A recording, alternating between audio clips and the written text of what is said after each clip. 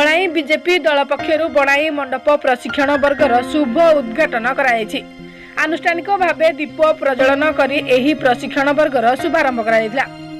प्रशिक्षण वर्ग में विभिन्न विषय प्रमुख भाव राज्य कार्यकारिणी सदस्य राहस बिहारी प्रधान जी, वरिष्ठ कार्यकर्ता गोविंद साहू, लोथार ओराम, वंदिता महंत, वासुदेव साहू, दिव्यमंजरी शेखर देऊ, चेतनदीप नायक, अभिराम महाकुल प्रमुख जोगदे कार्यकर्ता को प्रशिक्षण देउछन्ति।